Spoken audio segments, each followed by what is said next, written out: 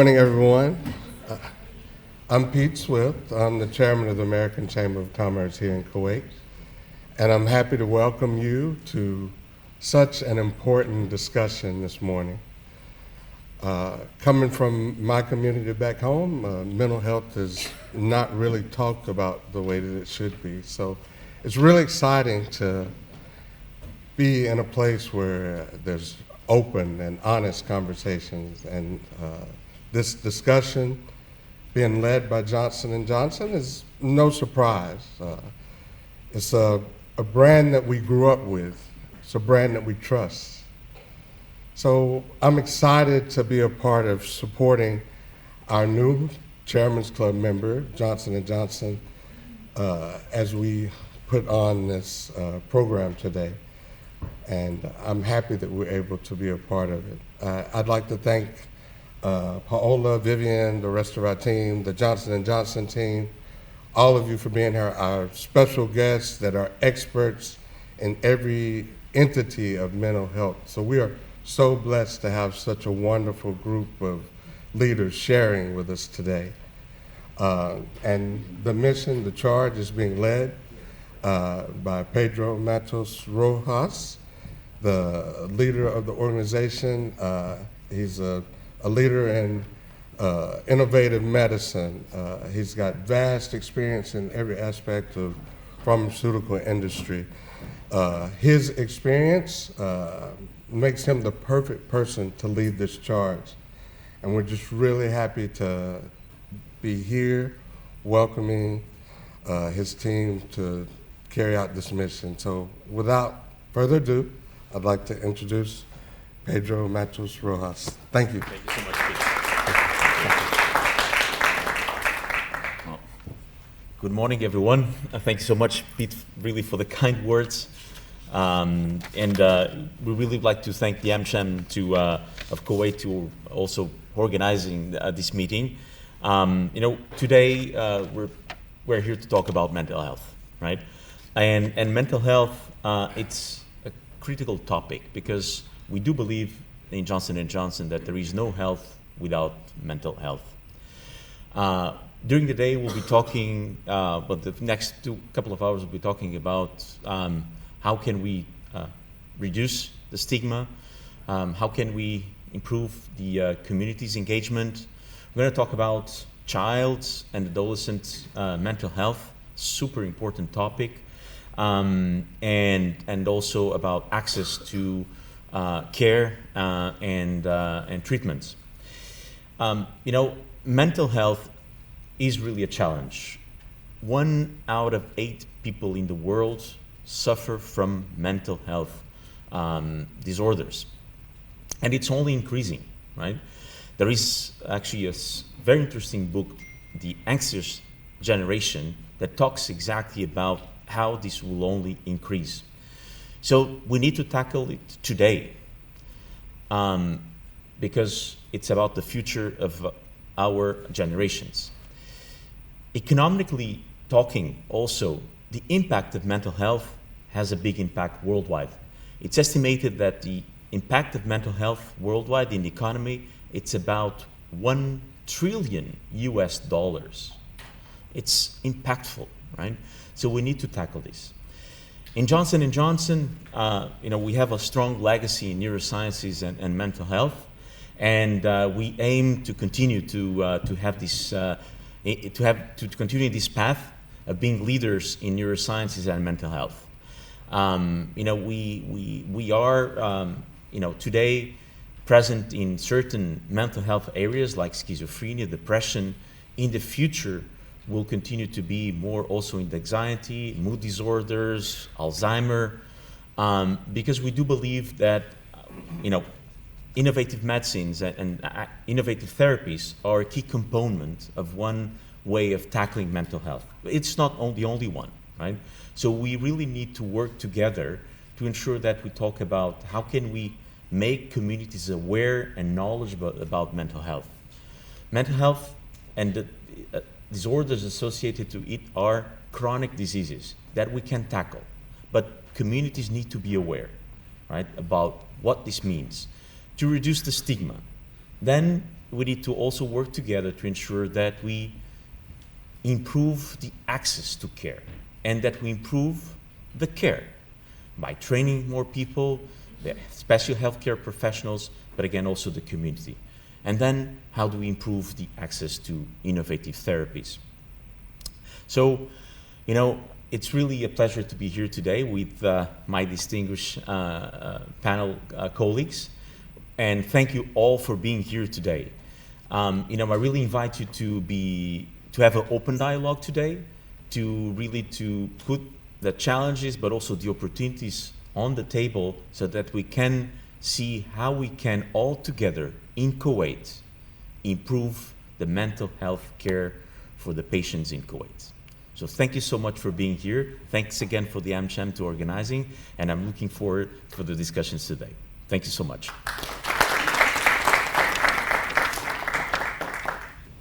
Thank you so much, Pedro. My name is Paola. I'm the Executive Director of the AmCham Kuwait. So now let us delve deeper into today's topic with our distinguished panelists.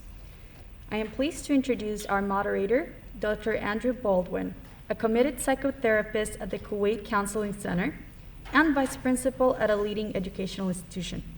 Dr. Baldwin's extensive experience bridges clinical psychology and educational support, enhancing the lives of many in our community. Dr. Baldwin.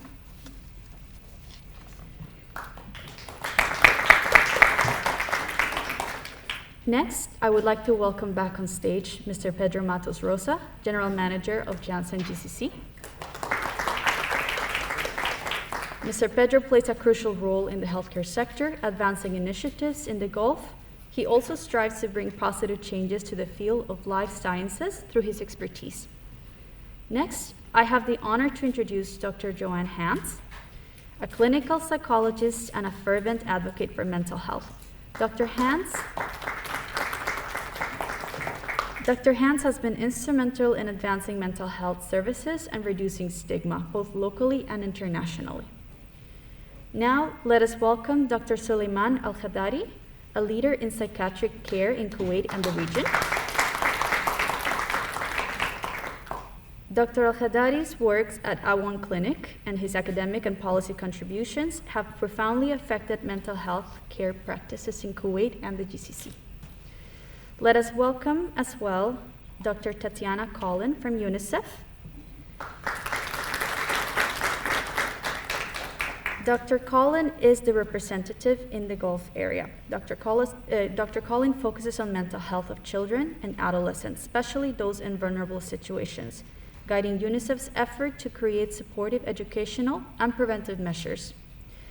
Lastly, we are happy to welcome Dr. Asil Al Ibrahim, a specialist in general psychiatry at the Women's Mental Health at Kuwait Center for Mental Health.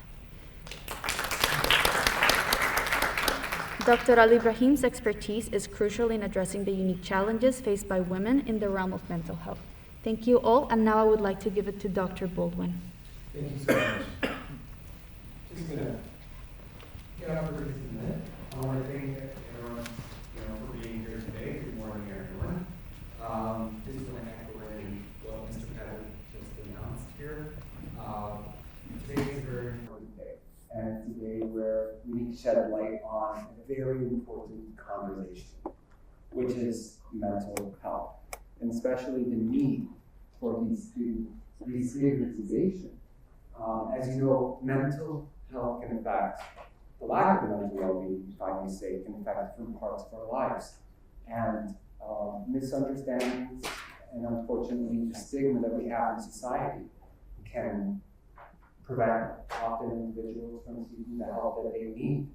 So this event is dedicated to not only raising awareness, but fostering understanding and encouraging open dialogue about mental health. By sharing knowledge through experience, through also aiming to break down the barriers that perpetuate stigma, we'll be able to create a supportive, a compassionate community, where everyone feels safe to seek the help and support they need to thrive. So together, we can champion, change, and create a world that embraces mental well-being, which is a very vital part for our collective health. So once again, thank you so much, and I look forward to also hearing all the knowledge that our experts have today. So I'd like to begin by asking some questions to each panelist, and please feel free. There will be an opportunity for us to, engage. If you have any questions, please, I'd be more than happy to have you ask those questions to our experts today, because it would be an opportunity for you to, get a better understanding about mental health, overall well-being when it comes to our psychological, emotional, and social well-being, all in all. Okay, thank you. So first, I'd like to ask Mr. Pedro. This question is more aimed at the corporate responsibility in mental health.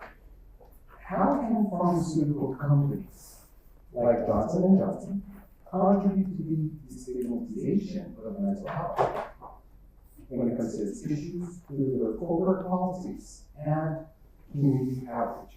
Thank you. Thanks so much, Andrew. I hope everyone is able to move to the button. Yeah, thanks so much. Thank you. For the question. Let me talk about two important topics. First, corporate responsibility and corporate policies. It's really important that corporations, they really first look at internal policies on how can we better support our employees. Right? So, because at the end of the day, we are in a society with the majority of the adults are actually working in societies and they spend a lot of time in the jobs. So it's important that we take responsibility on these. In Johnson & Johnson, for example, we do have specific programs to support our employees if they have any mental health issue, problem, and this is it's very broad, right? We're talking about this, but we are able to have a program that is able to help our employees to counseling, understand what's going on, and how they can practice some goals. And sometimes it is just about sometimes some financial issues that some of our employees might have in their lives, and they need some guidance, right? In order to avoid any anxious feelings, right? That's then lead to a loss of productivity, for example, and a problem in their personal life. So each one of the corporations has specific programs to help and support their employees. Right? Everything starts there. And by supporting our employees, we support, of course, their families. Then our corporate responsibility towards our communities, right? You know, as Johnson & Johnson and being part and a strong footprint in psychiatry, in neurosciences, and mental health, we do have an play fundamental role in terms of awareness, right? And making sure that people understand that having a depression, anxiety, or mood disorder, but also schizophrenia, it's actually a chronic disease that can be tackled, right? Either through the support of different communities, and each country is a specific situation, or by the training of healthcare professionals, because sometimes not having dedicated healthcare professionals to tackle these diseases will not lead to a good outcome, I would say, because they don't understand how to deal with these patients. So we're doing a lot of training to make sure that we improve the level of healthcare professionals that we have tackling these diseases. And of course, developing the right innovative therapies that will really improve the outcome for the patients.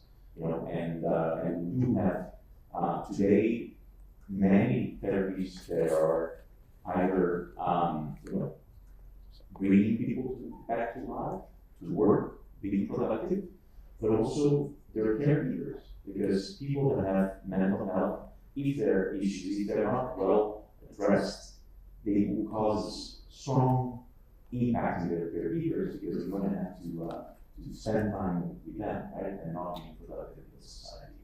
So this is what we're doing in Johnson & Johnson. That's wonderful.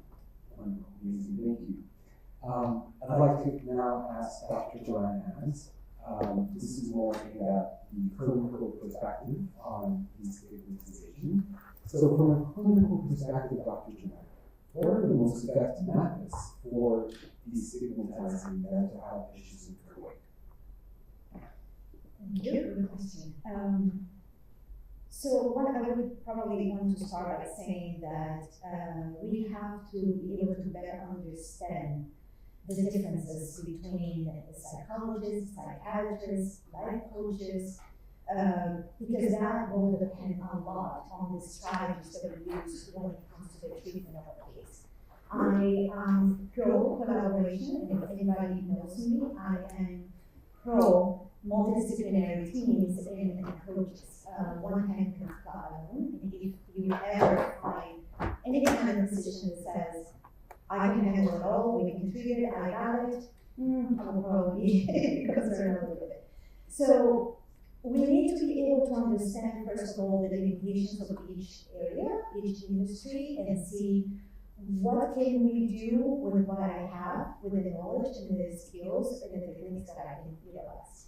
From there, then we educate the community and see, okay, so based on your case, I highly recommend this and that. Okay, so I recommend medication, I recommend to go to a coach, to go to maybe a behavioral therapist, to go to a nutritionist, to go, so it depends on the case.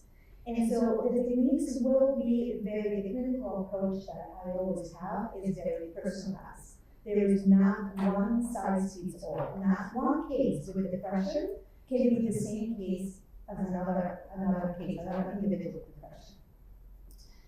Most of my cases are related to anxiety.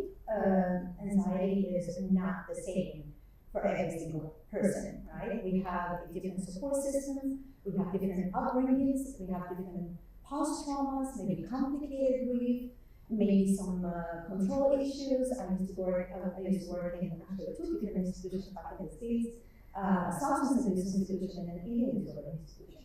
And we can see how anxiety was right there as a core for both cases, substance abuse addictions and for eating disorders as well. So we need to be able to understand that the approaches have to be personalized. Okay, so make sure that you utilize the knowledge and you also know as a physician your limitations. as a community, as a client coming in, a lot of things is I need to be able to understand my case. So what I do, and one of the approaches, the first approach is listening. Educate yourself about it. Don't think that you know it all. And I actually have many clients that have said, this is the first time I felt heard, because I'm not with my agenda, I'm with the agenda of the client. What the client is actually bringing to the table. The other technique that I would probably say or approach is there is no speed. Okay, so we always say, if you go to the gym and you go to the PT and tell the PT, I want to lose 20 kilos in a week. Wow, okay, so why do we want to go to a therapist, either a psychologist or a psychiatrist, and say, doctor, how many sessions do I need? Okay, this is a very typical question. And my approach always is, it's going to take whatever it takes, It's up to both of us and how we dance this music, right? I have clients that have been with me for several months, some even a couple of years, but it's not because of the same problem. It's because of upcoming issues that come in the daily life, right? So I think this is another approach that clinically I would use. A lot of things is, and I think is the main goal of this talk, is the collaboration. I truly believe that if we start understanding that mental health, and please, I'm going to be very clear, mental health is not for a crazy person. And I want to use that word, which I don't like it, but it's the word that we keep using and we keep hearing. I'm not crazy. Why would you recommend me? I had a client who went to a dermatologist, and the dermatologist referred her to me. And she's like, why? I'm not crazy. Why do you think that I have to go? I don't see what a crazy person, So we need to be able to understand that it is a space that we give to ourselves to organize our emotions, organize our thoughts, put things in a clear, unbiased, non-judgmental table, so we can actually be able to cope in a better way with our daily life. I really enjoyed what you said about the corporate responsibility. I'm the president of the Middle East Psychological Association, and it is quite saddening to see events that I attend that are sponsored by huge corporations. But for example, when we do the Middle East Psychological Association conference, we struggle to get a sponsor. Oh, because that's for mental health. So accounting firms, telecommunication firms, which I'm very proud of working with one that is, to me, a pioneer in Kuwait, when it comes to mental health. A lot of industries, they need to be able to understand the importance of this. Every single human being has anything related to emotions, whether it is stress, whether it is, again, addictions, traumas, marriage problems, conflict with parents and children. So we need to be able to understand that this is in our daily life. Why we have to segregate it, and stigmatize it. We are the ones stigmatizing it. And so these talks are important. And I have clients that said, Joan, my friends in the Duania are asking, they told me, they know that I'm coming to see you, so they told me to ask you this and that. I'm like, bravo, because this is what we need in the Duanias, in the schools, in the workplace. Oh, I have my therapy session, I'll see you later. What is the problem with that? Actually, you're empowering others to do the same thing. So I don't know if my answer was No, that was great. Thank you so much. Thank you for sharing those details. Thank you. Dr. Suleiman, this question is more geared towards the innovative practices in psychiatry. So considering your role in introducing the innovative therapies such as TMS at one clinic, how do these advancements contribute to destigmatizing mental health issues and enhancing patient outcomes in Kuwait? Okay, so first of all, I should say that I'm actually quite honored being here with this great panelists and with this great audience. and I thank the organizers actually for this opportunity. We need more of these events to raise awareness, because I don't know if I heard you correctly, Mr. Rosa, you said that the most recent statistics shows that 1 of 8 people have mental health issues. Well, unfortunately, it's becoming 1 in 4. Okay. And I think that introducing me by my association to Alliance Center is kind of not giving the right picture of my private involvement and why my answer may be more helpful here. Because I was the chairman of the Department of Psychiatry at Kuwait University until June of last year, and I was the chief psychiatrist at the psychiatric hospital. That was like 10 years ago. Things are changing in Kuwait. I will come back to the neuromodulation, how that can help destigmatize the field. But I want to just shed some light on how things have changed since I decided to join psychiatry. And that was, wow, 23 years ago. Okay? And at that time, when I told my family that I wanted to do psychiatry, it was a huge disappointment to them. They were like, okay, we've been waiting for you to graduate as a physician, and now you're going to be a doctor for the crazy people. And yeah, it was a struggle actually to convince them that this is what I wanted to spend my life doing. And unfortunately, because there was no psychiatry residency training in Kuwait, I needed to leave the country, which was a great experience for me, actually, getting exposed to different world, different systems. So I went to Canada to pursue my psychiatric training at the University of Toronto. And here is another statistic that is very important, and it would actually also tell you why we have a big stigma in mental health in this region. Kuwait has a total population of, 4.5 million people, 1.5 of citizens and 3 million of expats, I think. And we have a total number of psychiatrists that doesn't exceed or go beyond 100, Dr. Asif, I think, okay? Now, you can compare this to a city like Toronto, where I train, which has, the Greater Toronto area has a total population at that time of around 5.5 million people, roughly the same, I don't know now. But at that time, during my training, the university-affiliated psychiatrists, we're not talking about all psychiatrists practicing in Toronto, we're talking about university-affiliated psychiatrists. Can you guess the number? 1,000. A little less, 700. So you can compare 700 university-affiliated, not total number of psychiatrists, to not more than 100 psychiatrists for almost the same population. You can see the huge shortage of providers, which is adding to the stigma.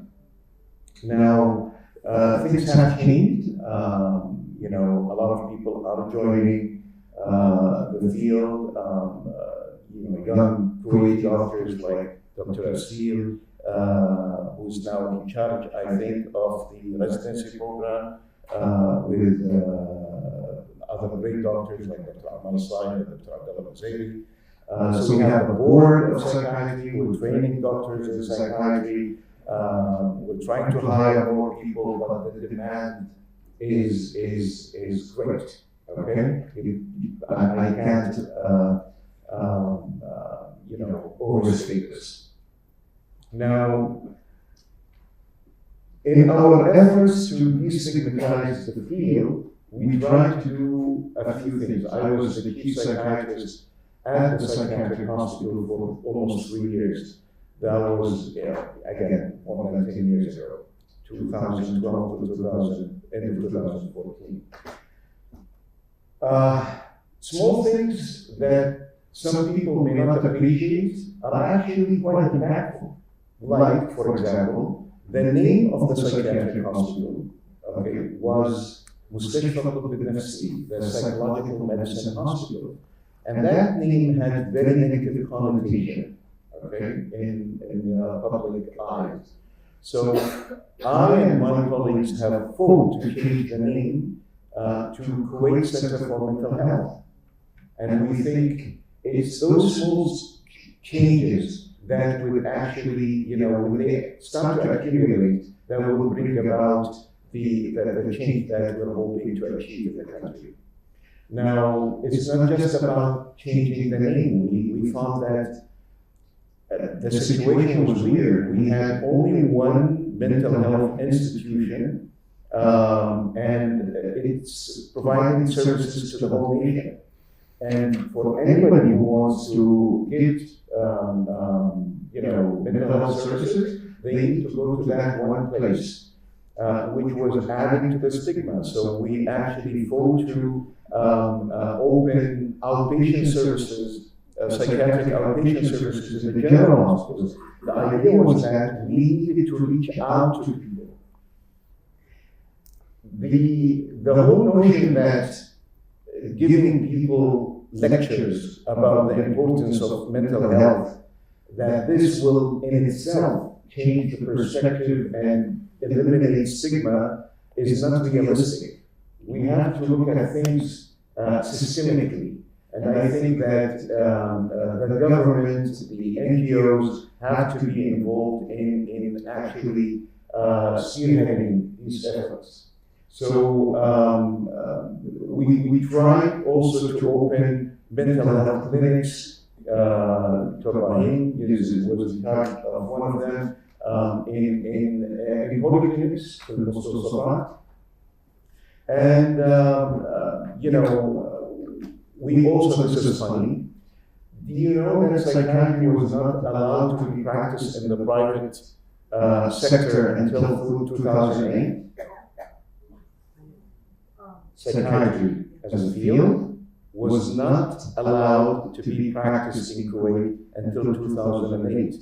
There was one psychiatrist who was practicing prior to that, our godfather, Dr. Assam al-Ansari. Okay, and that was because he was the only psychiatrist, in the country, only Kuwaiti psychiatrist in the country until year 2002. The only Kuwaiti psychiatrist. Okay, so he was given an exemption, a permission to practice, to open his clinic, but there were no regulations allowing any new psychiatrist to open private practice. So we fought to actually have to allow us being treated like doctors, okay, and have our own private practices.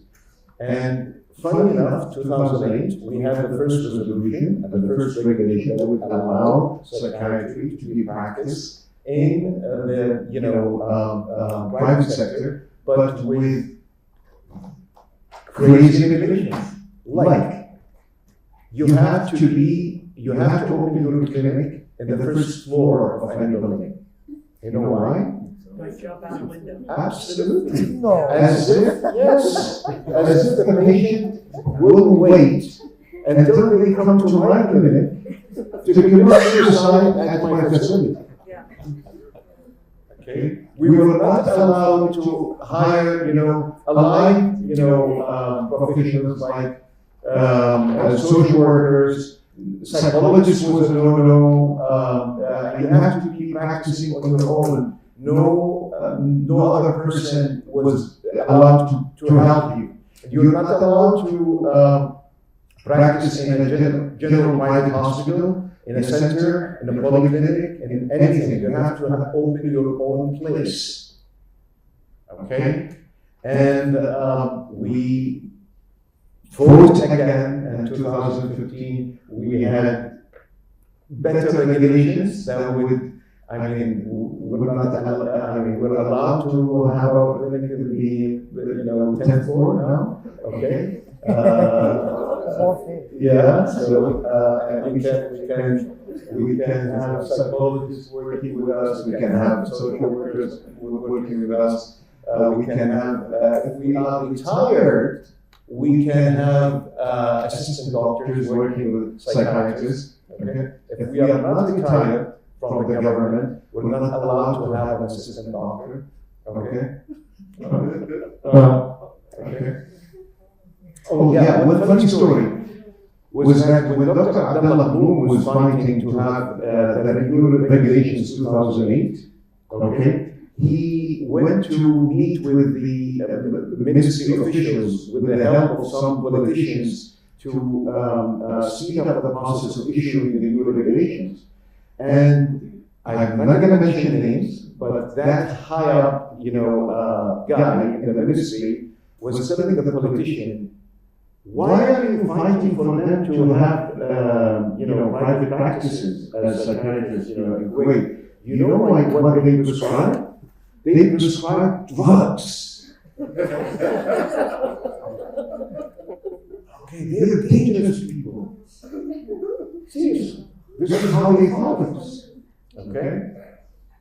Now, okay, you can see that things are different. And 2023, we were very lucky to have a new minister who believed more in mental health and the importance of mental health, Dr. Ahmed Al-Awali, who issued the newest regulation in January 2023 that allows us now to practice psychiatry in centers, in hospitals, with our colleagues, so finally we're being treated like regular doctors. Okay? In 2023. Okay?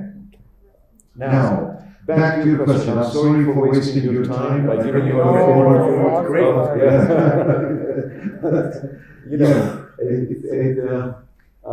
It's quite a struggle. Okay. With regards to neuromodulation at our clinic or at any other clinic, this whole new field of neurostimulation is helping to destigmatize the reason by shedding light on the biological origin of a lot of psychiatric illnesses. Because, a lot of people, as Dr. John mentioned, the word crazy is very commonly used to describe anybody with mental health issue. And we want to try to help people understand that there are biological reasons for mental health issues like depression and anxiety.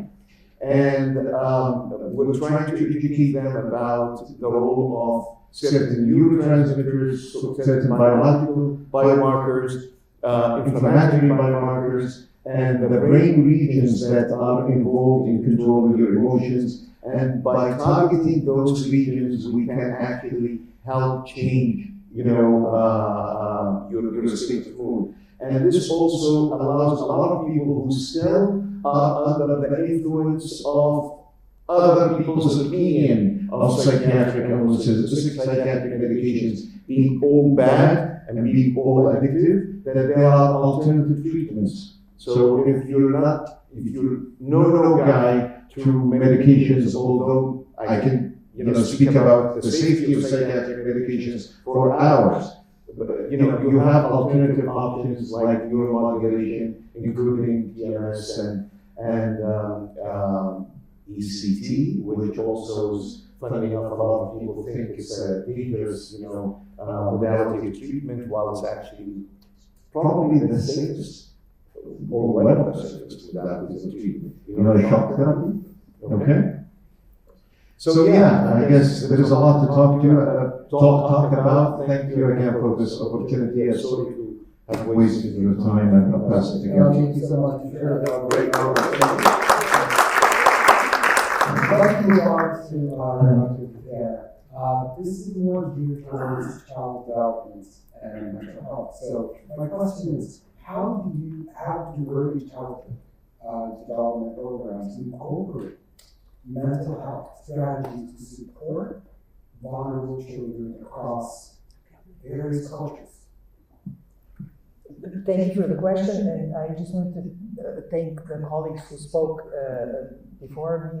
It makes me nostalgic. I've spent about 20 years in direct service provision as a clinician, and now the last 18 in UNICEF as the head of early childhood development programs. So now I'm sitting here thinking, oh, I wish I go back. No, but my comment and what I will talk to you about is from a little bit different angle. And this is, you know, if you think about the pyramid of least restrictive environments where the treatment in the psychiatric hospital or jail, you know, the restrictive environment is on top, and the families, neighborhoods, communities are on the bottom, and in the middle we have service providers from different sectors.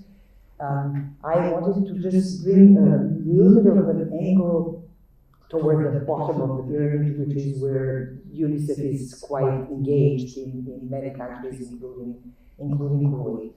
To put emphasis on early childhood development, as all the colleagues know, and I'm sure everybody sitting in this room, almost 90% of a child's brain is fully developed by the time they're 5. And when we talk about early childhood development, we talk about the period from conception to the entry into the primary school, which are the crucial time in child's development when the connections in the brain are happening at a rapid pace, and lots of basics for later life, reactions in life, and how the biological innate characteristics will be developed and dealt with, of course, based on environment, also depends on how that child is developed. So we focus very much on, first of all, mental health of parents, expecting mothers. We know that toxic stress, prolonged stress, different types of problems. I mean, as simple as how you communicate with your husband and with your doctor affects so many issues in us. So our programs focus very much on supporting parents so that they can support the children and create an environment in the home, and then we go into the wider family and community so that the child can build confidence, resilience. The child can understand what is happening to them, their own emotions, label them, and express them in an appropriate way. First thing that we support the parents is to help them develop strong relationships with children, emotional support, validation of their feelings, understanding and supporting, practicing positive parenting more than anything, but also responsive caregiving, which in early childhood development means helping parents understand and pick up on little signals that their children are sending them and responding to them appropriately. Secondly, that all this support and training that is provided by professionals, and I really want to thank the colleague who pointed out that not everybody is mental health professionals. So everybody's role needs to be clearly identified, and it's unethical for someone like a preschool teacher to start giving therapy to the parents. So we'll talk about that probably a little bit more later. But the next thing is to support the children in what is called social emotional learning, which basically focuses on ability to see what is happening to them, to recognize what is happening inside of them, the labeling emotions and expressing them. Also, problem-solving skills, understanding, developing empathy, which is really, really important, strengthening child's confidence, resilience for stressors that come their way, developing teamwork, and all of that can be done in the family through very simple interactions that don't necessarily require lots of knowledge about psychology or psychiatry. So creating structured games or encouraging child to explore, to tell what is happening, to validate their feelings, focusing on that is something that creates a strong base that will help the child better deal with stressors that come later on in life. Of course, the physical environment is something that from the second layer, which is preschool teachers, not only pediatricians because they know and they're better educated, but how to assure that the preschools, from the simple things like physical environment, are inviting, inclusive, calming, welcoming to child, to have the teachers who are inclusive enough and chill enough to assure that it's okay for children to express their feelings, but who can manage what is happening in the classroom and introduce activities, role-playing, storytelling. The different methodologies exist where we support the teachers so that they can include in curriculum, especially in preschools and early learning, all these elements that are going to build the child to see the differences around them as normal, as welcoming, as okay. The child that is going to be, that will have strong empathy, meaning they would be able to put themselves in somebody else's shoes and understand how their peers feel. The child that is confident, that knows it's okay to feel angry and to say, now I'm angry. To work with the child, how can you express that anger, not punch somebody in the face, but say something? So how to create the curriculum and atmosphere in the preschools and going further into school, that we will end up with young people who will take care of their peers, who will see their peers, who will be able to recognize the signs that something is not right.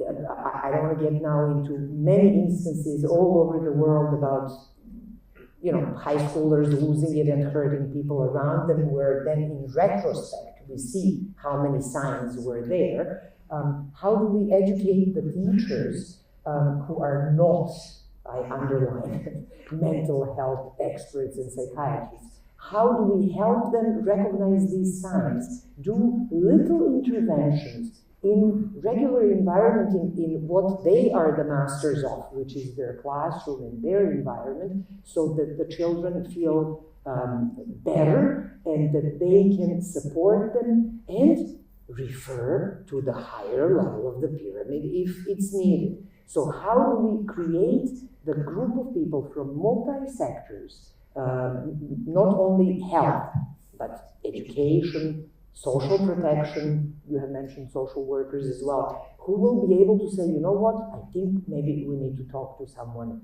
at the higher level. But also to understand that some things are perfectly normal. Being sad when your grandparents pass is normal. But how do we support that child? And of course, another thing that we might talk a little bit later, I don't want to keep everybody focused on this, is how do we support children who consistently have mental health issues to attend regular schools, to develop relationships with other children who don't have these issues, because that is what keeps them grounded and what keeps them healthy as long as possible. So we might get the opportunity to talk a little bit more about individual education plans, about positive behavior support, but I will stop here because if you don't stop me. Moving on to Dr. Seal, I'd like to ask you, from your experience at the Kuwait Center for Mental Health, what are some of the key challenges in ensuring the proper medication management for mental health patients? All right. First of all, I want to thank you all for making this possible. I never imagined actually I'll be sitting here talking about awareness of mental health. and conveying actually an important message that me and Dr. Sulaiman have been working on for a long period of time. Mental health is as important as physical health. We take our mental health for granted and really take care of our bodies, but we don't take care of our psychological well-being. I mean, you go to the gym, you eat healthy, but what do you do for your own mental health? Is a question I ask my patients. I think a lot of us are overexhausted. We don't sleep well. Sometimes we don't even skip meals. So you can imagine how all of this adding not only to our physical well-being, but also our psychological well-being. So working in a big hospital, and I work in Kuwait Center for Mental Health, I worked there for 11 years. Dr. Qadari was one of my supervisors, and I'm really happy to see him today. It's actually a very challenging experience. We went through a lot of turmoil to be here at this point. When patients come to us, they're afraid. They're really afraid, actually. They don't know if they come to the center, what will that mean for them? Will they be labeled? Will people know? And that's a question I get asked all the time. Who will know I have a file here? And we keep it very important that your confidentiality is protected. We don't give information unless we're asked by a higher authority of the government sector. Otherwise, your information is supposed to be and is confidential. Now, another thing is that we expanded. I think that's the thing. We understood that one hospital is not enough to cover whole Kuwait. So we, I think, extended to the primary health care. And we had a specific clinic that is primary health care only for psychiatric clinic. So they run their own psychiatric care in a primary health care facility. The only issue, and I think this is related to Dr. Baldwin's question, is that their access to medication is limited. They don't have the same access as we do in a big hospital. So we have more variety of medication, and we have access to different types of medication. But to be coming to our center means taking the extra step, as opposed to just to go to a primary health care. You go to a main center that is for psychiatry, hospital, and for psychiatric patients. It has the label. You're gonna have to open a file. You're gonna have to actually have a record in our facility for you to take medication. All of this is stigmatizing, and a lot of patients find this very difficult to process. Now, one of the issues that we have, and I think I'm very honest about, is us as psychiatrists, we're deficient. I mean, I run a whole unit and we're 11 doctors, and we have over 60 patients. We have twice a clinic per week. We're drained, we're exhausted, and it's difficult to concentrate with all of this. So sometimes we get a busy clinic. I mean, before coming here, I have to see 5 patients. So I have to leave the clinic 9:30 and I saw 5 patients. So I'm sorry for being late, but it's because we're really under a lot of pressure here. I think the issue about our medication is that they come with their own side effect profile. Not all patients understand that side effect can be transient. It can be easily managed. They get afraid. I mean, especially now with the internet being available, everybody reads everything online, and they will tell you the side effects even before you give them the name of the medication. And you have to be cautious here because some side effects are very rare, some are common, and some actually go away with time. So we clarify this, and we can actually manage these side effects very easily if we know our medication well, and if we choose the patient that is right for this medication. I mean, we know our old medication can have more significant side effects, and that's why we're actually very happy to see Johnson & Johnson and other companies giving us a new hope, a new medication with lesser side effect profile. Patients can actually live for a long period of time and don't struggle with any side effects. And they can have a high productivity, and that's what we look for. We look for patients and we aim for them to have a normal life. We don't want this mental illness to hold you back from any potential that you might have. Thank you, Dr. Asu. Thank you very much. I'd like to go back to I'd like to go back to Mr. Pedro and when it comes to the innovation in treatment. Considering your experience with innovative medicines, what are the most promising advancements in your opinion in pharmacological treatments for mental health disorders that could be introduced in Kuwait? Well, first of all, thank you. Well, first of all, it's I really love the discussion here, and we talked about a lot about the patient and on the emotion side, also what is needed from a healthcare system perspective to try to tackle mental health. Before answering your question, let me briefly also talk about the economic impact, because at the end of the day, economies work with people, right? And it's important that we have really people that are, from a well-being perspective, completely functional to really be able to take care of their families and be productive to societies. The economic impact, as I mentioned before, worldwide, of mental health is $1 trillion. Some studies show that in Kuwait, it is about $1 billion. 40% of these $1 billion are coming from loss of productivity. So when we are looking at what innovative therapies or innovative approaches, because I think we all mentioned today that it's not just about one person or one individual or one company, it's about collaboration. We need to think about how can we make sure that the patient goes back to life with a good quality of life as opposed to being preferred, to be able to be productive and supportive to family members. Now, good news.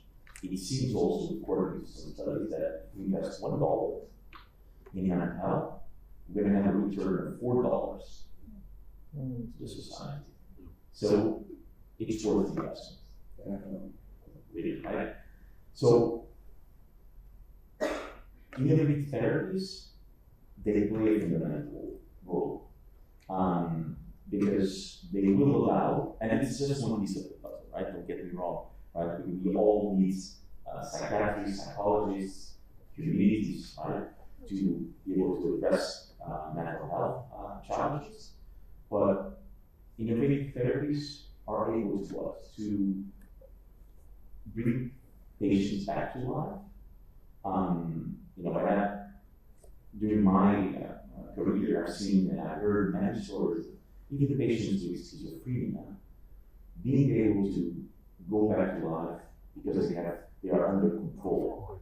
They're able, of course, they will probably not be able to have the most amazing job, super well paid, but they will be able to go back to the society to contribute and to function, right?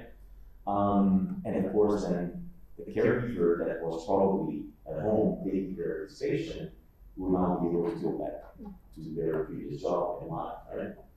So it's a whole. In terms of depression also, and I'm glad we talked about suicide. Depression and suicide is fundamental also. We're talking about human beings that somehow, at a certain point in their life, they had a problem, right? So we need to diagnose these patients, bring them to the right care, with the right healthcare professional, right? And they will assess if there is a need for therapy or not, right? And this therapy will help them to prevent suicide, to address depression, anxiety, and any other type of disorders. Right? So clearly, therapies they play a fundamental role. Now, here in Kuwait, we need innovation as quickly as possible, right? And it's we need to ensure that as soon as it is approved, a lot of these treatments are developed in the US or Europe, right? And are first approved in the US or Europe. So we can ensure that these patients have access to these innovative therapies as quickly as possible to ensure that they receive the right care and they're taken care. and then we talk about therapies that actually make people to life, to a normal life, that allow them to, there are therapies today that, of course, it's not impossible. We have treatments that, instead of having a pill every day of their life, right? So we're talking about 65 pills at least every year. We're talking about 1, 3, and very soon 2 injections per year, right? This allows the patient to be controlled and to be able to contribute to life. So we're also talking about depression, right? There are so many development treatments or treatments being developed for depression and mood disorders that if you really want to ensure that we look at the care holistically, we need to make them available as soon as possible. So I really want to ensure that we all collaborate together and we identify what are therapies that will help healthcare professionals to address mental health issues. But it's about working together. Thank you so much, Mr. Pedro. Thank you. Dr. John, I'd like to ask you a second question. Now, when it comes to early intervention tactics, what specific early intervention strategies have you found to be most effective in treating mental health conditions before they escalate? So I wanted to touch also a little bit on that and synchronize on the concept of yes. You mentioned a couple of points that are very important, the economics part of it, okay, and also obviously the shortening of the treatment instead of the medication to a couple of injections a year. With that, I want to answer your question. I want to mention some things that are quite important, and I know a lot of people in this crowd today. I guess I'm happy to know a lot of the faces that I see today. One thing is, it is our responsibility, and every single person that is here today, I think, has an interest in mental health. So it is our responsibility to understand that we need to be constantly educated. Innovation starts from us. So if we think that we got already enough training or expertise, knowledge, then we're going to fall apart. Because I've been practicing for 27 years, and there's every single conference or summit or training workshop that I attend. And it's interesting, last weekend we attended an event and there was another psychologist in the event and somebody saw us talking and they said, you guys are friends? I thought you were competitors. And I said, I stopped it right there and I said, we're not competitors, we work in the same field. She does what she does and I do what I do. She has her knowledge of expertise, her knowledge, and I have mine. And it is very sad to hear a lot of practitioners are my own colleagues saying, no, we'll refer to this person, no, this person doesn't know, no one here knows. You know, it's come on, it starts from us. Okay, so if we do not stigmatize that, we pass that message to our clients. The other thing is the economic part of it. I think it's my responsibility to touch on this, and for those in the community seeking the services that we provide, you need to be educated because unfortunately it has become a business. And I think that's where I come with my passion to say we are forgetting that we're here for the good of the mental well-being or well-being in general of the patient or the client. The moment that I start referring to assessments, and then another assessment, and then another whatever, and we need 10 sessions, then I am here for the business and not for the good of the client. We need to be conscious about that. If you are a responsible practitioner, your clinic is going to be packed. But when you empathize with the close to the pocket of the client, you know, because we need to be able to understand that assessments, psychological assessments, can be quite expensive. And I only use them when I need to rule out You know, like we get referrals by psychiatrists, by physicians, by schools, by clinics to do an evaluation on a specific child. There are times when assessment is not required. Just the clinical treatment and observation and you know, some kind of implementation of a treatment plan can be enough to see if you have this condition and this is the behavior that we need to tackle, let's tackle it. And then we can see later on what else we can do, maybe medication is needed.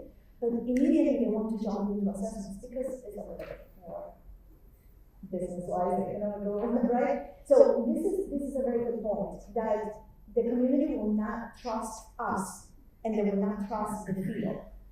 And that goes back to the whole stigmatizing it. It needs to start from us, and I call for everyone that is here to take that responsibility. Go back inside your heart and say, am I doing ethically the right thing? Okay? And to answer that question, I think there's a lot of approaches right now that we need to look into. There are many different techniques. There are many different perspectives, orientations that are out there. And we need to be trained on things. Early intervention to me is key because it's just like the pyramid, like the term was saying. It's just that pyramid. If we have a healthy child, he will probably higher chances of growing as a healthy adult, okay, as a healthy father, healthy mother, healthy educator. And so to me, early intervention is key. I think schools, Ministry of Education has a huge responsibility. We need to be able to educate teachers and counselors and all those school administrators on the importance of noticing early warnings to see when the child is not paying attention in school. It's not because he's lazy. It's not because he's naughty. It's not because he is just wanting to sabotage and take attention of the class, get the attention from it. It's probably because he can't or she can't. So instead of us immediately jumping into conclusions and then pass the word, grade after grade, oh, you got Mohammed this year, good luck. Is already understanding that it is my job to help and to intervene somehow, change that approach that I'm having with this child, because obviously it's not working. Okay? A lot of times I always talk to teachers and go to schools, and I always say, there is not one kid that will disrespect or wanting to disrupt the class if he has the respect of the teacher. And I have seen that in my 27 years of experience. If you come and you say, let's change the gender, just to be, Sarah, Habibti, how are you? Nice haircut. By the way, how was your piano lesson yesterday? It's going to be a lot harder for that little child to sabotage the class because you have acknowledged her and respect her. So it is on us to start educating ourselves on the early intervention techniques that are available. When we do this conference, and I keep coming back to the conference, it was quite shocking to see, for example, the last one we did last year.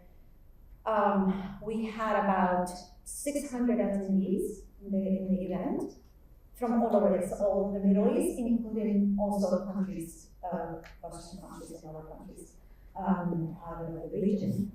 And eight therapists from Kuwait registered. 8 out of 600 attendees. So why? Because I know it all, And so the beauty of it is like all these speakers that we brought, were about 50 speakers, we're talking about nothing but the latest research, the latest techniques, the latest approaches, And so it is our responsibility to be educated all the time on the new things that are available. So I use a variety of techniques in my clinic. This is part of the question, but I use mindfulness techniques, I use client center, I use storytelling, I use my approach mainly is CBT, DBT. So it is our responsibility to educate ourselves to provide that opportunity to the client and to have that trust follow. If they trust us, then they will trust us. Okay, thank you so much, Dr. Joanne.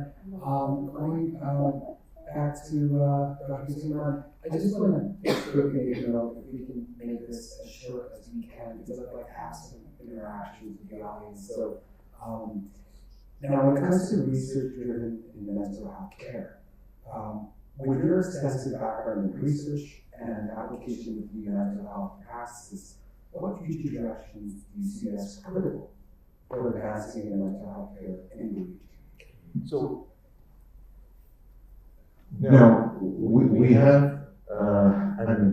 we're ambitious. We want to join the trends of what's going on internationally, but I don't think that we can do this by overlooking the basics of the societies.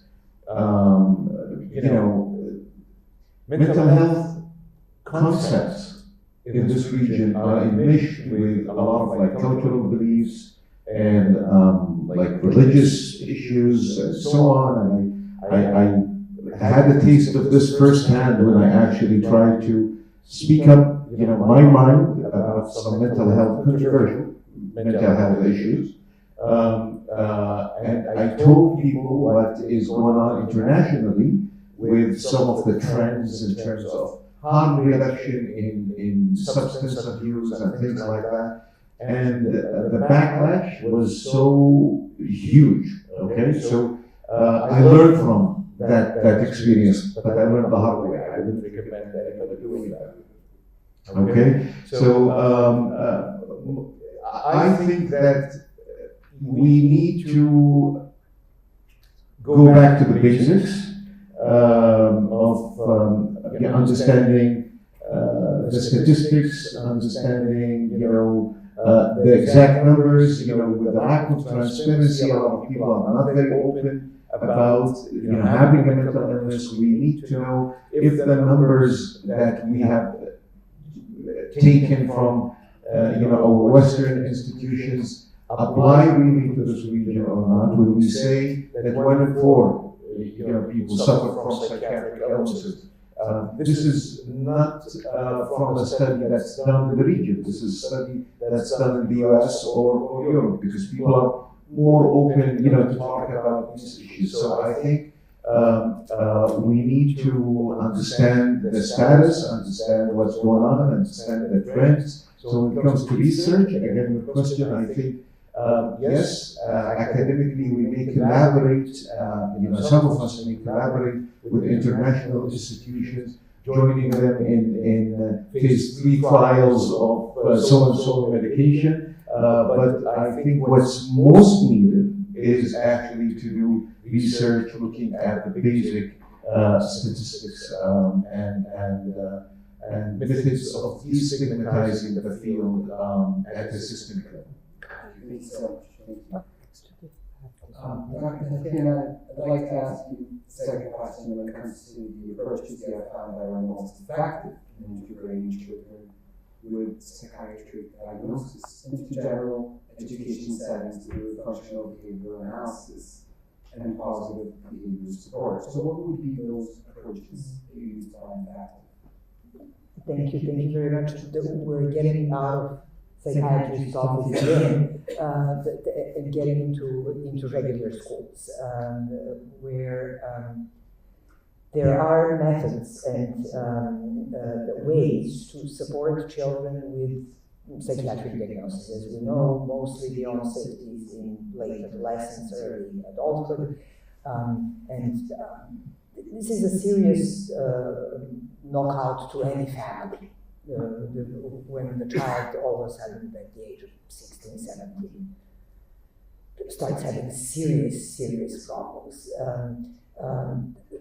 The point is that, again, I have to underline, children, young people with psychiatric diagnosis can attend regular school and have the most regular lives if we support them in a proper way.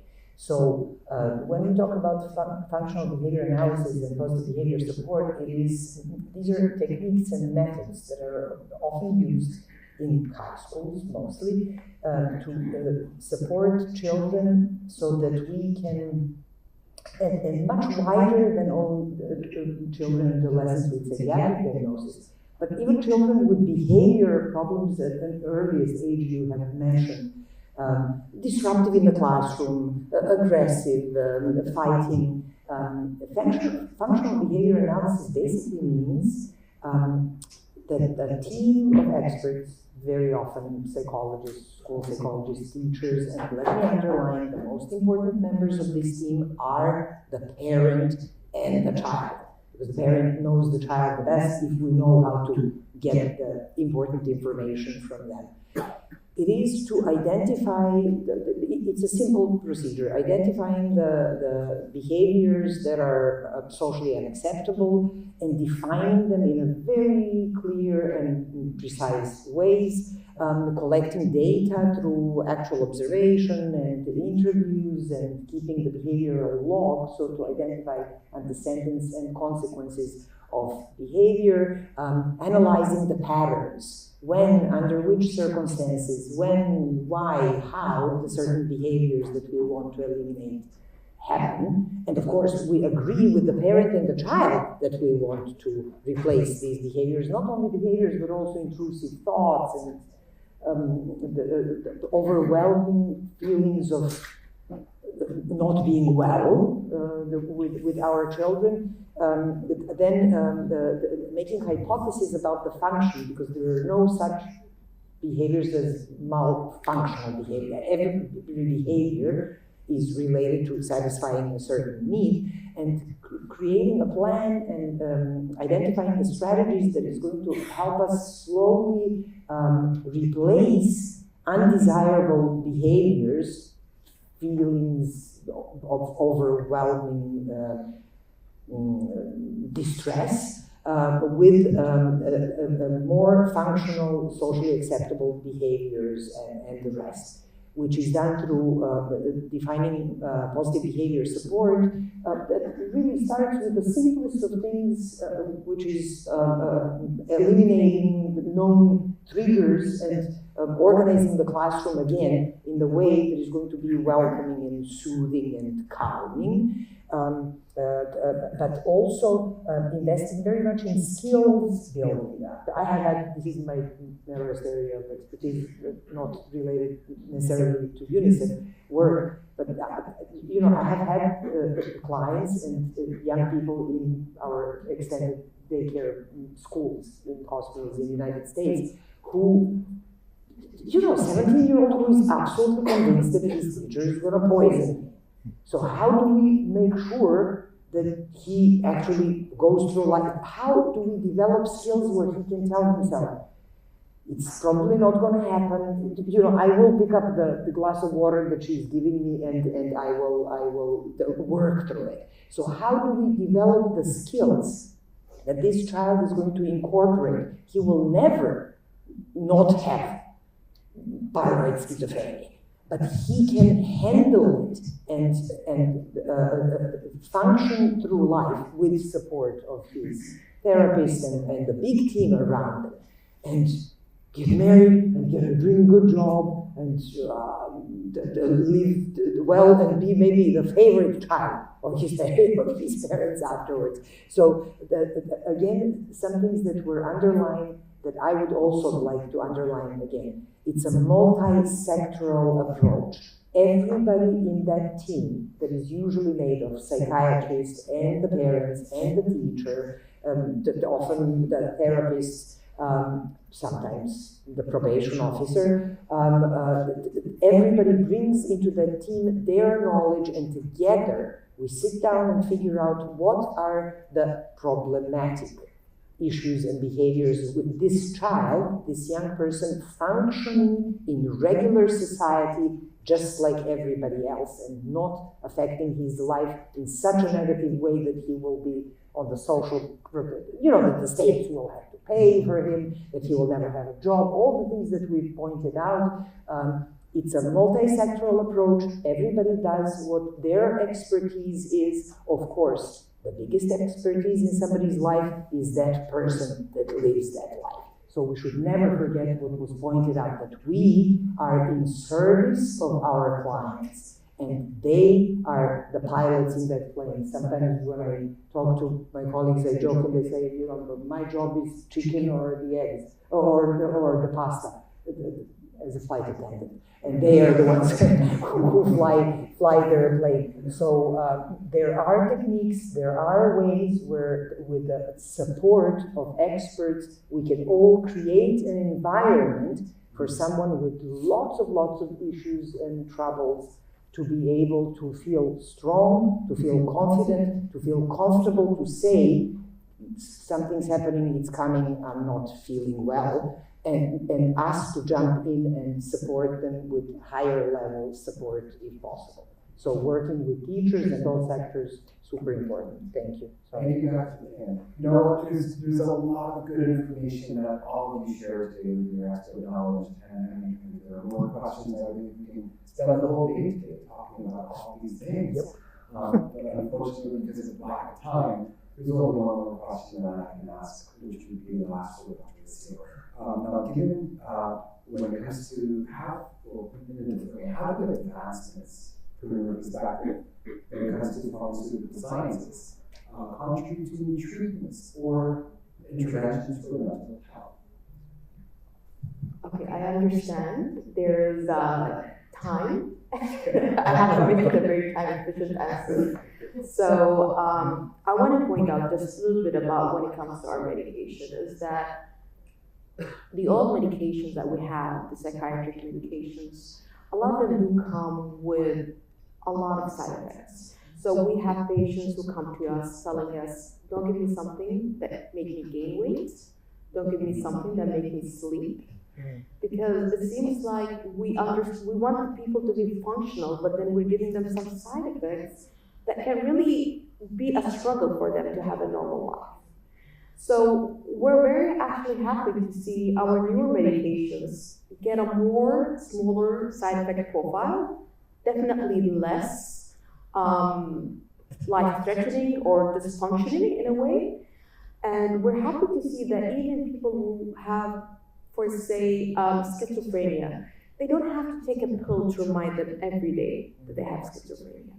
We have injections at this point in which you can take it once a month, once every 3 months, and we're going to shortly have one every 6 months. So we're moving in the right direction in which we're providing a better care for patients with our newer medications. And at this point also, we are changing the delivery method. We don't want to be seen as the people who push medication and pills to the patient. We are having nasal sprays that can work as an antidepressants. We have the RTMS, we have the ECT. So we have different methods, not only pills, that actually can work for our patients. Thank you so much. Thank you. Okay. Round of applause. As I mentioned, there's so much knowledge that you can share through your expertise, through your experience. And I think we can go on and on forever, to be very honest. And there were certain points I want to jump in and also add and comment, because again, we want our audience today to be here with us and be around. Oh, thank you. We already have a question there. Okay, we also have interaction. So I'd like you to please feel free to ask some questions to any panelists that we have here. And thank you. All right. Firstly, I want to thank you. You're absolutely brilliant. I've learned a tremendous amount of new information, so thank you very much. Dr. Selman, Dr. Seal, Dr. Joanne, you were trained great places in Kuwait. I have a cousin, Dr. Rahul, who went into psychiatry because of you, so thank you very much. You are leading the field. So the questions are, how do you normalize mental health care in Kuwait and in the society? There's quite a lot of misconception and misperception people don't even know the difference between psychiatrists, psychologists, therapists. Do you think, Dr. Tatiana, do you think every school and university should have a qualified mental health care specialist to be available to ensure that you take care of our society as citizens, our residents, from inception rather than wait for the problem to become really big? And Mr. Rosa, when you talked about the medication, things came to mind, and Dr. Silliman was mentioning some of the few challenges we face in administrative and legal issues to get this process. How easy is it to get medication approved and utilized within Kuwait and GCC? Sorry, it's rather long, but thank you. You guys were brilliant. Thank you.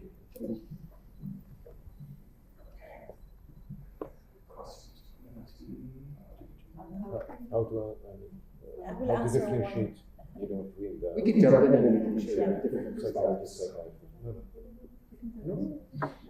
Yes, so that part is very important because a lot of people don't understand. And they think that the moment that they have a problem related to mental health, either signs of depression or some other things, the first, because of the way the community has been educated, the first step for them is most of the time to go to a doctor, medical doctor. So that's why, unfortunately, with all due respect, the waiting time for psychiatrists can be quite, oh my God, like sometimes 6 months, 3 months, so if I'm going through something and I have to wait this I'm gonna commit suicide. No, exactly. But by the time my turn comes, now it's better. Thank God now it's better. But I had a client that a couple of years, it was about 3 years ago, she called to make an appointment with a psychiatrist and the waiting was 1 year. But that's even in the United States. So then why? The question is, it shouldn't happen. It should not be this way. And so then one of the answers is basically what we were talking earlier, that there are very few of them and us to serve the population. But also it's because of that misunderstanding. The fact that you may not need to go to a psychiatrist or a medical doctor for the first step. Okay, so maybe you can go to a psychologist and see what is the condition.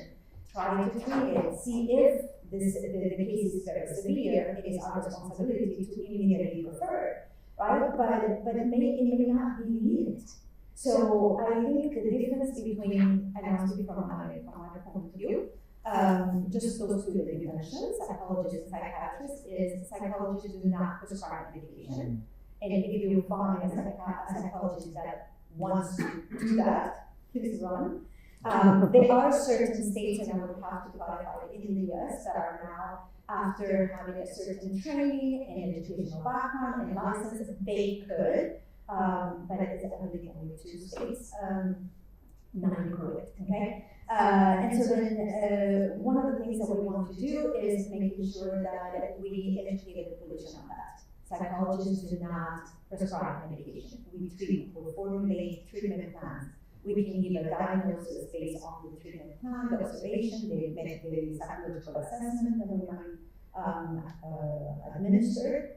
And then the psychiatrist has the medical knowledge, they went to med school, maybe we can answer that, but they are better fit to prescribe medication because they know what side effects may happen. And another thing that I want to add to this is a lot of people take mental health medication that has been prescribed by a cardiologist, OBGYN, dermatologist, a general practitioner, family doctor. They are, how do I say, eligible, allowed. Yes, they're medical doctors, but shoemaker to the shoe. This is not their specialty. They're not up to date, may not, because perhaps it's a cardiologist, right? So they're not up to date with the medication available, with the side effects. I have a client that went to a dermatologist and suffered from depression, was on antidepressants, and was diagnosed prescribed something for the acne that increased the depression level. And it was not until he saw me that I'm like, what are you taking? What have to change? No, I'm only taking this. I said, but you know that increases. And then I was like, oh, I didn't know. My doctor never told me that. You know, so this is where the difference between a psychiatrist and a psychologist, where we can see the client or the patient with public client for a longer period of time. And you spend maybe a few minutes, right? 20, half an hour, I don't know. I don't. No? Well, you know, most psychiatrists do spend, you know, a little bit of time compared to you, but you know, everybody's different. I want to do something unorthodox right now. I know we are the panelists, but I think I would love to introduce my partner and my teacher, Professor Mariwan Husni, who is the chairman of the Department of Psychiatry at the Gulf University in Bahrain. And he's been all around the world. Like, he still holds his academic positions in Canada and the UK. So he's also a consultant to Jihaz al-Mas'uliyya. I don't know the exact translation.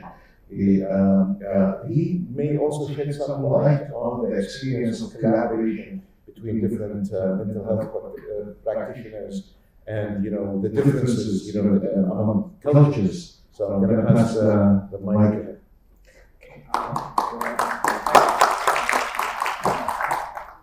Thank you, Dr. Sam. I'm very kind with you. And, it's such a pleasure to be working alongside you. And I'm really grateful that I'm attending this very important event for Kuwait and in the area. I practiced in Bahrain for about 6-7 years. I'm quite knowledgeable about the culture. I'm also originally from the Middle East, but I grew up in Canada.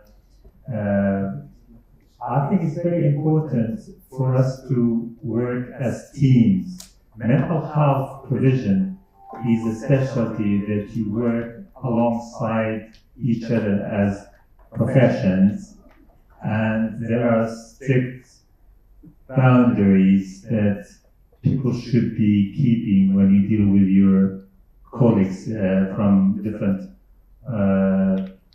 multidisciplinary specialty. I actually take an issue with Dr. Hans. I think, first of all, it's a matter of, like, you know, how many psychiatrists are there, availability and everything. I think patients should be seeing psychiatrists first for a simple reason. Regardless, and like, I think in terms of, you know, sort of, you know, logistics, how many are there, Dr. Seman talked about, you know, the scarcity of us in the community. The simple reason is sometimes because you cannot really separate mental health from physical health. A lot of times, people in the outpatient clinic, they may have simply had a problem with their thyroid. So, as a medical doctor, and we actually spend, you know, like, there's no psychiatric consultation less than 45 minutes. And in some sort of insurance providing, or like OHIP in the province of Ontario, for example, we are paid by time, not by procedure. So it's very important that if you can help to see a psychiatrist, so they will make a full assessment, you know, albeit if, you know, like, you have occupational therapists, psychologists, social workers with you, it's fine. But because we are actually trained more in physical and mental health, a lot of us actually have had training in CBT. For example, I carry a cognitive analytic therapy degree from University of the UK. So we all do have that. But when it comes to maybe providing a specific therapy, then you see a therapist on a weekly basis, and so on and so forth. And I think, you know, if I speak about one thing, I think occupational therapy is not utilized as much as I would like it to be in the provision of mental health in general. And I don't like the Arabic translation when they translate al-akhta al-wazifi. It's actually, occupation in English has got two meanings. You occupy yourself and you have your occupation. They're two separate things in Arabic. So because occupational health is really important for everybody. Like somebody who is gainfully employed, somebody is volunteering. So these are very important that we make sure that people will be sort of occupying their time fruitfully. And finally, about medications, but as you mentioned, that we have come a long way in terms of improving the side effect profile of medications. In terms of, for example, antipsychotic medications, we're causing a lot of shakiness and like movements around the mouth of patients. So we have managed to get rid of that. And also, mental health is continuously evolving field. I think the use of neuromodulation, a lot of innovative things, and I think we've talked about utilizing certain applications, and actually also technology in mental health is very important. For example, one of the things that you've been sort of going on for at least 2 decades, the cognitive CBT or computerized CBT, and now there are a lot of like mood gym applications and other applications. So we have to kind of implement technology in providing the best care for our patients. And again, thank you very much. I could go on and on and on, but I'm going to be stopping here. So it's a wonderful opportunity to meet you all and to be attending this. And thank you very much. Thank you. Thank you. Thank you. I really appreciate your enthusiasm. Because of the lack of time. Andrew, can I just answer? yeah. Okay. But however, if I take one Very short answer. very short. Thank you. Thank you for the question. It's something that we can definitely improve towards. Despite the fact that the Kuwait government initiative allows for patients to use treating medications from outside if needed for the patient, that's a given, right? And we all have to be grateful for this. For the normal situation, there can be a delay of at least 2 years versus US or right? And why? Because we can only submit for registration after we get the FDA or the European approval for certain requirements. Then it takes 8 months, 9 months, 12 months to get the approval, and then to get access, you need to negotiate a contract with the Senate medical stores, etc. So it's at least 2 years, right? So it's something that we can then work together to improve. Thank you. Okay, I can only take one more question, and if you don't mind, I really appreciate it if you can keep it just to 60 seconds when responding to that question. So,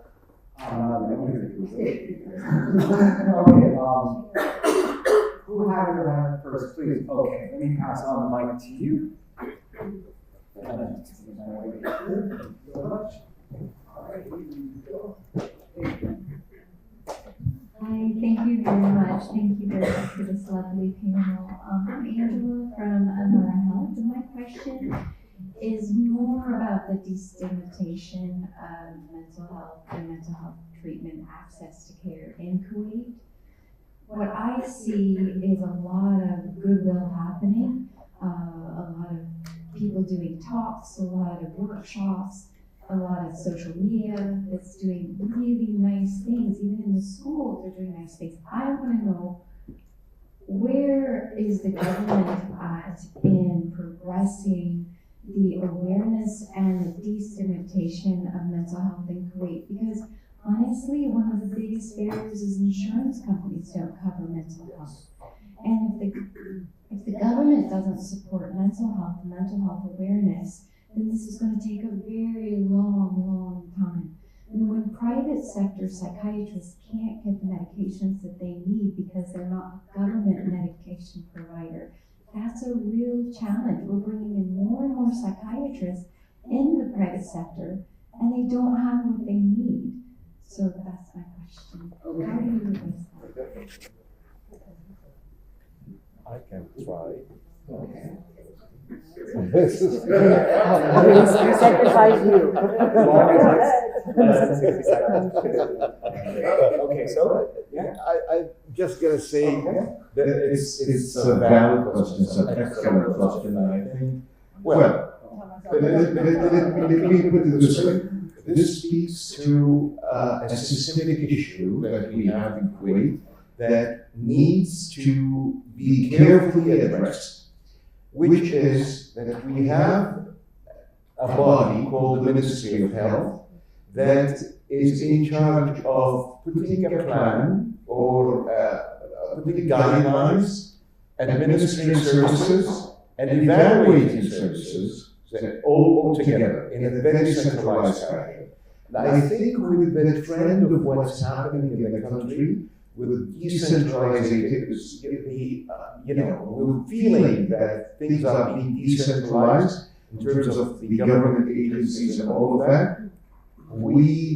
I had a meeting with some government officials a few weeks ago, and I was telling them that, for example, the government hospitals should not be under the umbrella of the Ministry of Health. It should be a non-for-profit, health institutions, but it has to be a separate entity with their own budget and all of that to speed up the process of recruitment, getting medication approval, be more accountable, to the standards that the government actually sets for the sector and so on. So it's a big systemic issue that needs a lecture.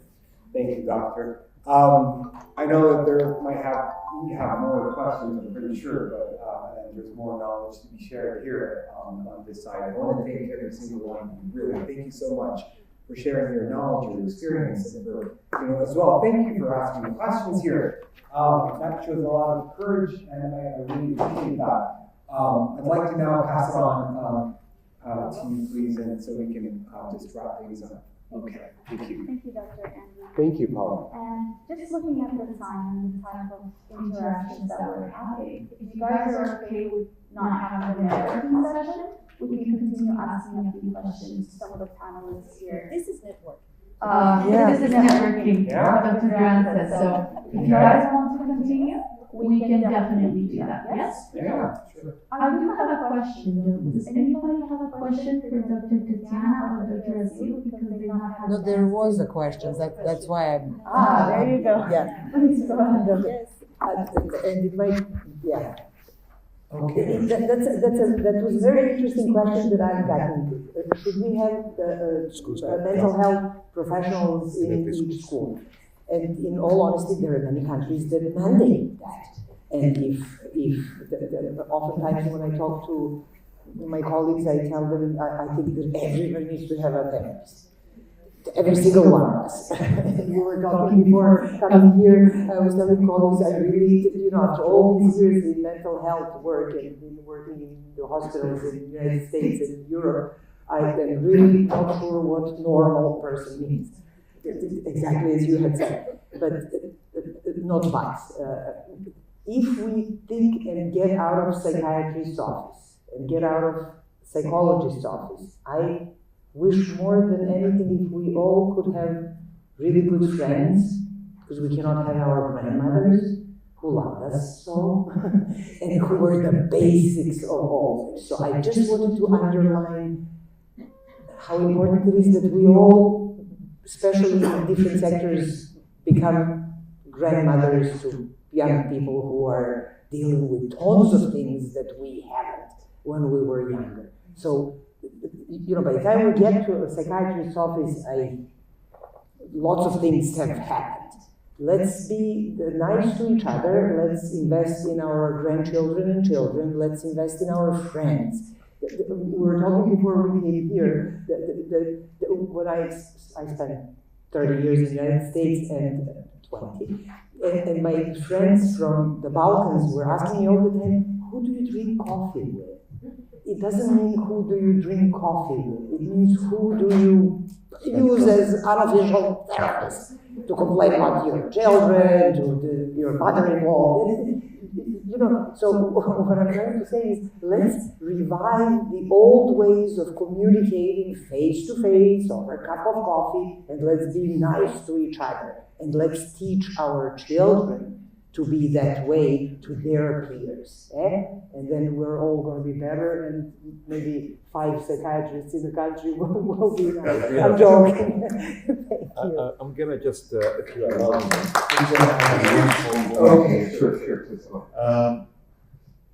There is a big difference between an ideal situation and reality. Okay? Should we have a trained mental health professional in every school? I would love to have it. Okay? But is that realistic? I don't think this is realistic. And I think the experience of the Ministry of Education proves that. Because in every school in Kuwait, there is what's called or something like that, counseling. Okay? And with all due respect, none of, I'm not going to say that. It's basically useless. So they do administrative work. Works, exactly. But for some reasons that, not that they are useless, their role or their position is useless, because they're not allowed to practice what they are recruited to practice. Okay? And they would be in charge of actually looking after like 500 students. It's crazy, nobody can do that. Okay? So let's be realistic here.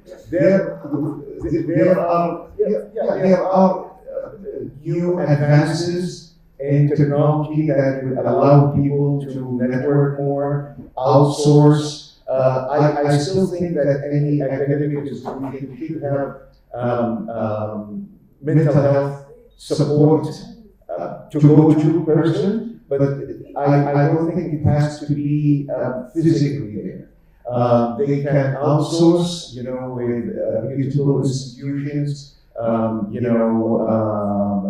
They can collaborate. A number of schools can collaborate with one institution that can take care of a number of schools and so on. I think that's more practical than asking to have one. I mean, we're such a bad shortage of qualified personnel that we want this when we can't do it. Now, I want to say one thing.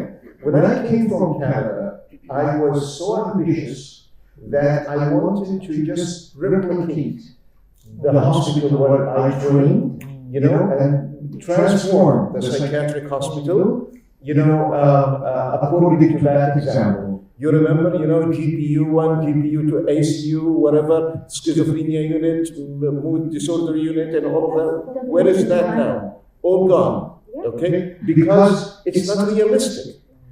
Okay? We can't. I'm sorry. Yeah. We're going to have to cut you short because some of our panelists have to leave very soon. Oh, okay. I'm sorry. Okay, so hopefully we can do something, but there is difference between reality and what can be achieved. That's it. Okay, we have only room for just one more question, and I'm going to have to cut you off. Oh, okay. You already said no. All right. Read the side. With the panelists afterwards. Yeah. And I'm sure that they will be more than happy to continue the discussion. So with that, we thank everybody for your attention, for being here. We thank each and every one of you for your expertise. You guys are amazing. And I think the importance of this event is, I think everyone has something to take back home for the importance of mental well-being for everybody, especially family-wise, and it starts with household living. If you raise your children and you have a healthy household, it brings good people into the society, and that trickles down into the economies. Because we're talking about business, of course. So with that, I would like to call upon our chairman, Pete Swift, so that we can provide each of our wonderful panelists with a small token of our appreciation. So we'd like to start with Dr. Andrew Baldwin.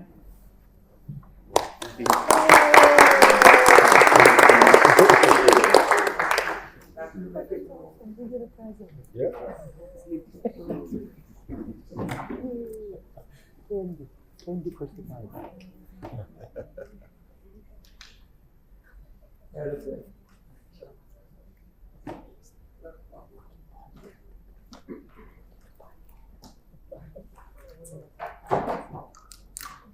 Thank you so much. Thank you. Next, Mr. Pedro Matos Rosa.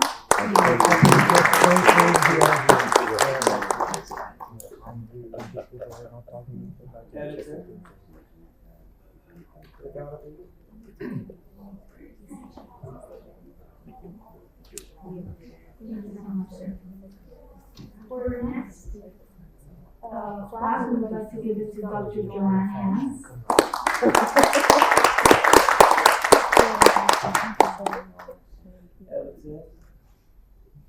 Camera, please. Camera.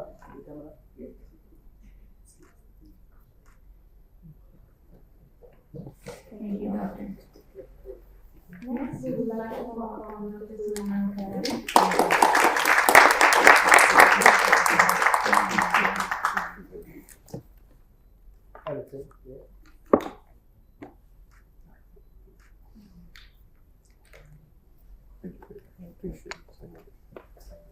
Next, Dr. Tatiana Collin.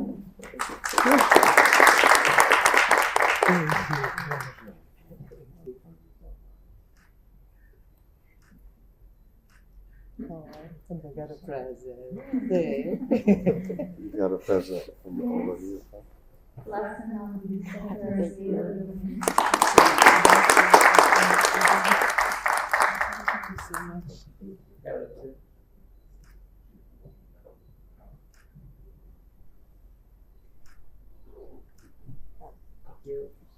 Thank you very much. And we'll take a good picture of that shortly. So with that, we thank you all for joining us today. It's been a wonderful reaching discussion about insights. Let's continue to work together, collaborate learning, and truly make a difference in advancing the local community. Please enjoy the remainder of today and take this opportunity to maybe network with others and continue asking your questions to one of your panelists. Thank you very much. That was really good interaction. I think that's one of the best. Oh, thank you. Anything, yeah.